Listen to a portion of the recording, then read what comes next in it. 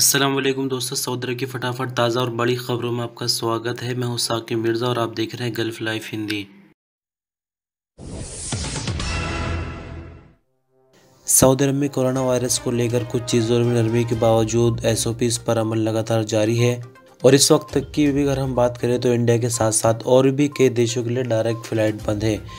एक लेडी के द्वारा जवाजात के ट्विटर अकाउंट पर सवाल किया गया है कि मेरे हस्बैंड सऊदी अरब में वैक्सीन की दोनों डोज लगवा चुके हैं, अब वो इंडिया आए हुए हैं जबकि मैंने इंडिया में ही दोनों वैक्सीन की डोज लगवाई है, तो क्या मैं अपने हस्बैंड के साथ सऊदी अरब डायरेक्ट फ़्लाइट के ज़रिए जा सकती हूँ। सवाल का जवाब देते हुए जवाजात की तरफ से कहा गया है कि सिर्फ वो इकामा होल्डर जिन्होंने सऊदी अरब के अंदर रहते हुए ही वैक्सीन की दोनों डोज लगवाई है, सिर्फ ऐसे लोगों को ही सऊदी अरब डायरेक्ट आने की इजाज़त है। इसके अलावा जिन लोगों ने वैक्सीन की दोनों डोज सऊदी अरब में नहीं लगवाई है वो डायरेक्ट सऊदी अरब नहीं आ सकते। आपकी जानकारी के लिए बता दें कि सऊदी मिनिस्ट्री ऑफ इंटीरियर ने बीते हफ्ते एकेडमिक स्टाफ यानी स्कूल और पढ़ाई से संबंध रखने वाले स्टाफ को डायरेक्ट सऊदी अरब आने की इजाज़त दी थी, लेकिन उसके लिए शर्त ये थी कि उनको 5 दिनों तक क्वारंटाइन में रहना होगा और 5वें दिन कोरोना का पीसीआर टेस्ट कराना होगा। पीसीआर टेस्ट की रिपोर्ट अगर नेगेटिव पाई जाती है तभी उनको क्वारंटाइन से बाहर निकलने की इजाज़त दी जाएगी।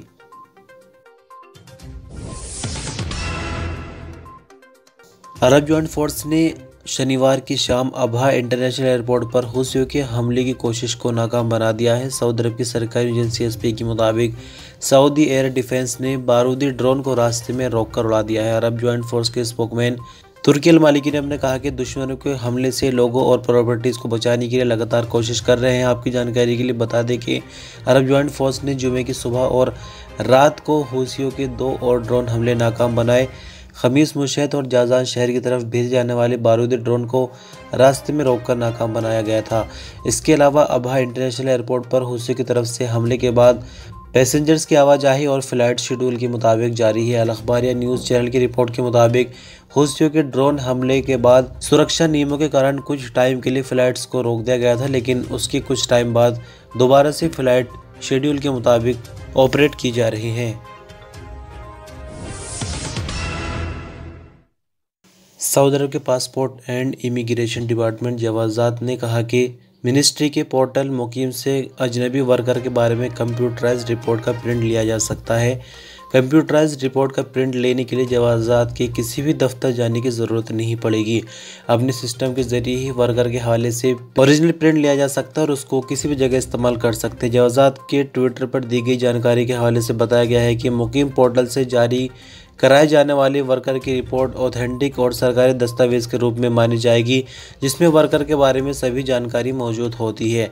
आपकी जानकारी के लिए बता दें कि पहले जवाजात के दफ्तर से अजनबी वर्कर के बारे में प्रिंट लिया जाता था, जिसे सरकारी तौर पर ज़रूरत पड़ने पर इस्तेमाल किया जाता था। अबशिर और मुकीम पर दी जाने वाली नई सुविधा के बाद प्रिंट लेने के लिए जवाजात के किसी भी दफ्तर जाने की ज़रूरत नहीं पड़ेगी, बल्कि इसे अब मुकीम पोर्टल से लिया जा सकता है।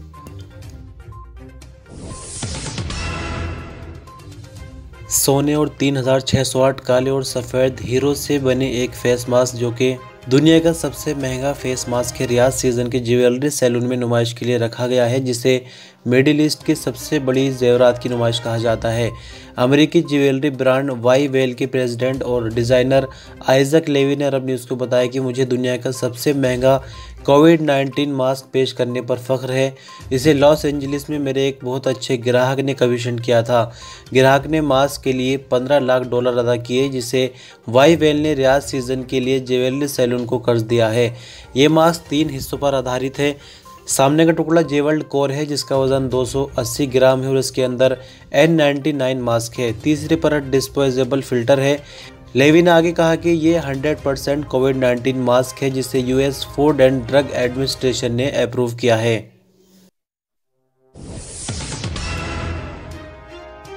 सऊदी अरब के पासपोर्ट एंड इमिग्रेशन डिपार्टमेंट यानी जवाजात से एक अजनबी वर्कर ने सवाल किया कि 3 साल पहले छुट्टी पर अपने देश वापस आया था, उसके बाद सऊदी अरब वापस नहीं गया। पता ये करना था कि पुराने कफील ने कहीं मेरे ऊपर हुरूब तो नहीं लगा दिया। क्या इस तरह से भी हुरूब लग सकता है कि मैं अपने देश में हूँ और कफील हुरूब लगा दे। इस हवाले से सऊदी अरब के जवाजात का कहना है कि इमिग्रेशन कानून के तहत हुरूब फाइल करने के लिए ज़रूरी है कि वर्कर सऊदी अरब में मौजूद हो और उसका इकामा भी वैलिड होना चाहिए। जब तक इकामा वैलिड नहीं होगा और वर्कर सऊदी अरब में मौजूद नहीं होगा, ऐसे में हुरूफ फाइल नहीं हो सकता।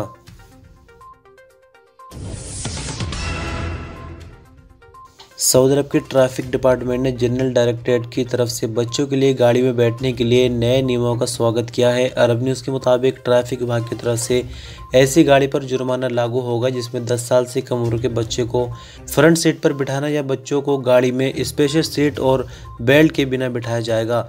इस ट्रैफिक कानून के वायलेशन करने वाली गाड़ी पर 300 से 500 रियाल तक का जुर्माना लगाया जाएगा, लेकिन ऐसी गाड़ियां जिनमें पिछली सीट नहीं होगी वो इस जुर्माने से बाहर होंगे। नए कानून के मुताबिक गाड़ी के ड्राइवर और दूसरे पैसेंजर्स के द्वारा सीट बेल्ट का इस्तेमाल न करने पर 150 से 300 रियाल तक का जुर्माना लगाया जाएगा।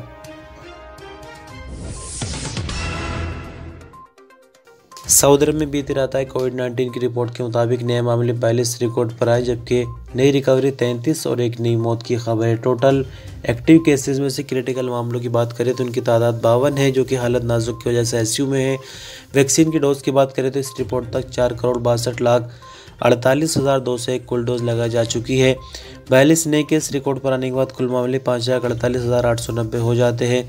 33 नई रिकवरी के बाद 5,37,794 कुल रिकवरी, जबकि एक नई मौत के बाद 8,803 कुल मरने वालों की तादाद हो गई है। सऊदी अरब की जेलें कैदियों के लिए नई जिंदगी कामयाब शुरुआत का जरिया बन रही है। कैदी जेलों में पढ़ाई के साथ साथ तजुर्बा भी ले रहे हैं और कई तरह के हुनर सीख कर आ रहे हैं। इनका स्लोगन जेलें बंद गली नहीं है। अल सऊदिया चैनल ने दोराहे के नाम से प्रोग्राम में सऊदी जेलों के कैदियों की कामयाब ज़िंदगी की कुछ कहानियां पेश की है। एक कैदी ने बताया कि उसने जेल में रहते हुए कई तरह के कोर्स किए हैं। एक कैदी औरत ने बताया कि जेल में इंटरमीडिएट की पढ़ाई पूरी कर ली है। एक और सऊदी कैदी ने बताया कि उसने हाई स्कूल का सर्टिफिकेट जेल में रहते हुए ही लिया है। जेलों में कई कैदियों की ज़िंदगी पढ़ाई और दूसरे तरह के कोर्स करने के बाद बदल चुकी है। सऊदी मिनिस्ट्री ऑफ इंटीरियर ने जेल डिपार्टमेंट की मदद से कैदियों को कॉलेजों में दाखिले और आगे पढ़ाई करने का मौका दे रही, कंप्यूटर, हैंडीक्राफ्ट और दूसरे तरह के कोर्स भी करा रही है। यही वजह है कि अब कैदी जेल से पढ़ाई के साथ साथ रोजगार की ट्रेनिंग लेकर बाहर निकल रहे हैं।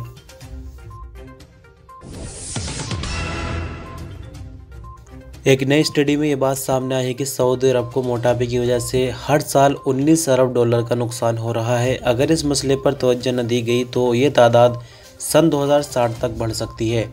अरब न्यूज़ के मुताबिक British medical journal global health की इस स्टडी में 8 देशों का सर्वे किया गया और पता चला कि मोटापे की वजह से सऊदी अरब को उसकी कुल घरेलू पैदावार के 2.4% के बराबर खर्च करना पड़ रहा है।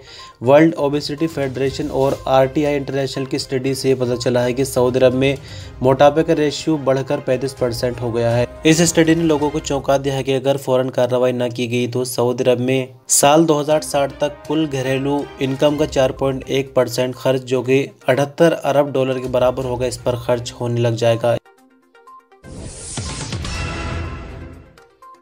और अंत में बात करेंगे मौसम को लेकर। सऊदी मौसम विभाग का कहना है कि आने वाले 4 दिनों में सऊदी अरब के कई इलाकों में मौसम में धुंध रहेगी, जबकि कुछ जगहों पर गरज चमक के साथ बारिश की भी उम्मीद है।